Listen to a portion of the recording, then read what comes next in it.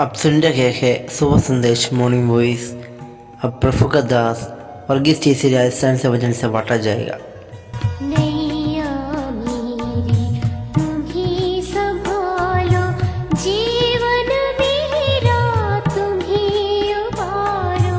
नैया मेरी तुम ही संभालो, जीवन मेरा तुम ही उबारो। तुम हो खेवनहार, हे प्रभु तुमको सदा निहारो। तुम हो मेरा धार, हे प्रभु तुमको सदा निहारो। तुम हो मेरा धार। परमेश्वर के बहुमूल्य नाम की महिमा करता हूँ। एक बार और शुभ संदेश कार्यक्रम में हम सबको स्वागत करते हैं। आइए आज के विचार के लिए हम निकालेंगे नीति वचन की पुस्तक, उसकी 15 अध्याय, उसकी 30 से 33 आयत तक। नीति वचन उसकी 15 अध्याय 30 से 33 आयत तक। आंखों की चमक से सन को आनंद होता है और अच्छे समाचार से हड्डियां पुष्ट होती है। जो जीवनदायी डांट कान लगाकर सुनता है वह बुद्धिमानों के संग ठिकाना पाता है। जो शिक्षा को अनसुनी करता वह अपने प्राण को तुच्छ जानता है, परंतु जो डांट को सुनता वह बुद्धि प्राप्त करता है। यहोवा के भय मानने से शिक्षा प्राप्त होती है और महिमा से पहले नम्रता आती है। प्रभु के नाम की महिमा हो। एक बार और फिर से हम इस वचन में से कुछ बात विचार करने के लिए परमेश्वर जो समय हमें दिया है उसके लिए प्रभु को बहुत धन्यवाद देता हूँ। और सुनने वाला सबको परमेश्वर आशीष दे। और हम प्रार्थना करते हैं कि इस वचन को सुनने वाला सबका जीवन में परमेश्वर का आशीष मिले। हम नीति वचन की जो सच्चाई है, जो वचन जो है, जो हमारा आत्मिक जीवन की उन्नति के लिए जो होता है, उसके ऊपर इस अध्याय में से हम विचार करते हैं। लगता है कि जब हम इस अध्याय को या पुस्तक को पढ़ता है, मन के अंदर बहुत सारे ज्ञान हमारा जीवन के अंदर प्राप्त होती है। जब हम इस वचन पर विश्वास करते हो या इस वचन को स्वीकार करना चाहते हो। अन्यथा इसका जब हम जैसा फॉर्मेलिटी के लिए जब पढ़ता है तो हमें इसमें कोई फ़ायदा नहीं मिलता है। अब इस आयत को हम वापस देखेंगे। 30वीं आयत के अंदर देखते हैं कि आंखों की चमक से सन को आनंद होता है और अच्छे समाचार से हड्डियां पुष्टि होती है। जो हमारा इसका मतलब है, हमारे जीवन में जो अच्छी जो चीज़ जो है, वस्तु जो है, जब हम देखता है और जो सुनता है, उसमें हमारे जीवन के अंदर बहुत पुष्टि होती है और संतुष्ट होती है।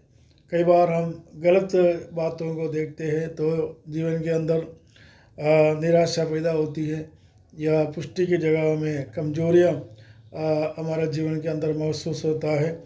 और अच्छा समाचार सुनने के बजाय हम गंदी बात या बुरा बात सुनने के लिए पसंद करता है तो वहाँ भी हमारा जीवन बहुत कमज़ोर महसूस करते हैं और हमारे जीवन के अंदर निराशा हो जाती है और जीवन में बहुत सारे बुराइयों को भी हमको सामना करना पड़ सकता है। लेकिन अच्छे समाचार सुनना और हमारा जो आंखों की चमक रखना और अच्छी वस्तु को देखना और जो सही है उसको समझना, सुनना और इसका फॉलो करना, वो हमारे जीवन के अंदर बहुत आशीष होता है या पुष्टि प्राप्त होती है। जो आगे जब हम देखते हैं कि एक व्यक्ति के जीवन में जीवनदायी डांट कान लगाकर सुनता है वह बुद्धिमानों के संग ठिकाना पाता है। एक व्यक्ति को ये जरूरी है कि अच्छी बात कान लगाकर सुनना।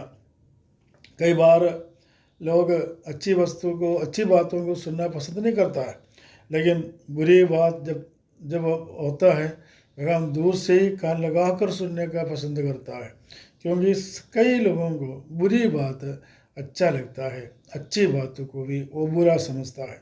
ऐसा अनेक लोग होता है।